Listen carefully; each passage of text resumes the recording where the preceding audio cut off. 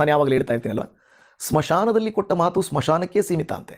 ಅಂದರೆ ಯಾರದಾದ್ರೂ ಕುಟುಂಬದಲ್ಲಿ ಯಾರಾದರೂ ಮರಣಿಸಿದರೆ ಅವರ ಮನೆಯವರಿಗೂ ಮಕ್ಕಳಿಗೂ ನಾವೆಲ್ಲ ಇಲ್ವಾ, ನಾವು ನೋಡ್ಕೊಳ್ಳಲ್ವಾ, ನಾವಿದ್ದೀವಿ, ಏನೇ ಕಷ್ಟ ಅಂದ್ರೆ ಒಂದು ಫೋನ್ ಮಾಡು, ನಾನಿದ್ದೀನಲ್ವಾ, ನಾವಿದ್ದೀವಲ್ವಾ ಅಂತ ಹೇಳ್ತಾರೆ. ಒಂದು ವೇಳೆ ನಿಜವಾದ ಕಷ್ಟ ಬಂದಾಗ ಫೋನ್ ಮಾಡಿದ್ರೆ ತೆಗೆಯೋದಿಲ್ಲ, ಗೊತ್ತಾದರೆ ಅಯ್ಯೋ ಎಲ್ಲಿ ಈಗ ಅಂದ್ಬಿಡ್ತಾರೆ. ಸ್ಮಶಾನದಲ್ಲಿ ಅಂದರೆ ದುಃಖದಲ್ಲಿ ಕೊಟ್ಟ ಮಾತು ದುಃಖಕ್ಕೆ ಸೀಮಿತ. ಎಷ್ಟೋ ಜನರ ಜೀವಿತ ಇದೇ ರೀತಿಯಲ್ಲಿ ಭಯಭ್ರಾಂತರಾದಾಗ, ಸಾಲಕ್ಕೆ ಹೆದರಿದಾಗ, ಫೀಸ್ಗಳು ಕಟ್ಟಬೇಕಾದಾಗ, ಅನಾರೋಗ್ಯದ ಪರಿಸ್ಥಿತಿಗಳು ಬಂದಾಗ ಫೋನ್ ಮಾಡಿದರೆ ಇರುವಂಥವರು ಹೊಂದಿರುವಂಥವರು ಕೊಡದೆ ದೇವಜನರು ಏನು ಮಾಡ್ತಾರೆ ಗೊತ್ತಾ, ಅವರು ತಮ್ಮಲ್ಲಿ ಬಚ್ಚಿಟ್ಟುಕೊಳ್ತಾರೆ. ನಮಗೆ ಬಾಯಿ ಮಾತಲ್ಲಿ ಉಪಚಾರ ಮಾಡ್ತಾರೆ, ಮೂಗಿನ ಮೇಲೆ ಬೆಣ್ಣೆ ಸವರಿದಾಗೆ ಸವರುತ್ತಾರೆ, ನುಣುಪಾದ ಬೆಣ್ಣೆಯ ಮಾತುಗಳು ಮಾತಾಡ್ತಾರೆ. ಆದರೆ ನಿಜವಾಗಿ ಕಷ್ಟ ಬಂದರೆ ಸಹಾಯ ಮಾಡಲ್ಲ. ಇದನ್ನ ದೇವರ ವಾಕ್ಯ ನಿಮ್ಮ ಜೀವಿತಕ್ಕೆ ಒಂದು ಮಾತು ಹೇಳ್ತಾ ಇದೆ, ಜ್ಞಾಪಕ ಇಟ್ಕೊಳ್ಳಿ.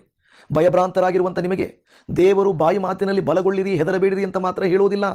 ಬದಲಾಗಿ ಆ ವಾಕ್ಯ ಹೇಳುತ್ತಾ ಇದೆ, ಆತನು ಮುಯ್ಯಿ ತೀರಿಸುವುದಕ್ಕೆ ಬರ್ತಾನೆ, ಪ್ರತಿಫಲ ಕೊಡುವುದಕ್ಕೆ ಬರ್ತಾನೆ, ತಾನೇ ಸ್ವತಃ ಬಂದು ನಿಮ್ಮನ್ನು ರಕ್ಷಿಸ್ತಾನೆ. ಆಮೇನ್. ಎಂಥ ಒಂದು ದೈವಿಕವಾದಂಥ ಕಾರ್ಯ ಅಲ್ವಾ. ನಾನೇ ಬಂದು ನಿಮ್ಮನ್ನು ರಕ್ಷಿಸುವೆನು. ಆಮೇನ್. ಹಾಲೆಲೂಯ. ಇವತ್ತು ವಾಕ್ಯವನ್ನು ಕೇಳುತ್ತಿರುವಂಥ ನನ್ನ ಪ್ರೀತಿಯ ಸಹೋದರಿ, ದೇವಜನರೇ, ಆಸ್ಪತ್ರೆಯಲ್ಲಿ ನೀವಿರುವಾಗ, ಹಣಕಾಸಿನ ತೊಂದರೆಯಲ್ಲಿರುವಾಗ, ಶತ್ರುಗಳ ಕಾಟದಲ್ಲಿರುವಾಗ ದಯಮಾಡಿ ಮನುಷ್ಯರು ಯಾರಾದರೂ ಬರ್ತಾರಾ ಎಂದು ಎದುರು ನೋಡಬೇಡ್ರಿ. ಯಾರಾದರೂ ನಮ್ಮವರು, ಸ್ವಂತದವರು, ಬಂಧದವರು ಬರ್ತಾರಾ ಅಂತ ನೋಡಬೇಡ್ರಿ. ನೀವು ದೇವರೇ, ನೀನು ಬಾಪ್ಪ, ನೀನು ಬಂದರೆ ನನಗೆ ಧೈರ್ಯ, ನೀನಿದ್ದರೆ ನಾನು ಎದುರಿಸಬಲ್ಲೆ, ನೀನಿದ್ದರೆ ನಾನು ಅವರಿಗೆ ಉತ್ತರ ಕೊಡಬಲ್ಲೆ, ಅವರು ಕೇಳುವ ಪ್ರಶ್ನೆಗಳಿಗೆ ನಾನು ಉತ್ತರ ಕೊಡಬಲ್ಲೆ, ಅವರು ಎದುರಿಸುವಿಕೆಗೆ ಧೈರ್ಯವಾಗಿ ನಿಂತುಕೊಳ್ಳಬಲ್ಲೆ. ಏನಕ್ಕಾದರೂ ಆಗಲಿ ನಮಗೆ ಆ ಒಂದು ಹುಮ್ಮಸ್ಸು, ಧೈರ್ಯ ದೇವರು ಕೊಡಬೇಕಾದ್ರೆ ನನ್ನ ಪ್ರಿಯ ದೇವಜನ ನೀವು ನಾನು ನಿಂತುಕೊಳ್ಳಬೇಕು.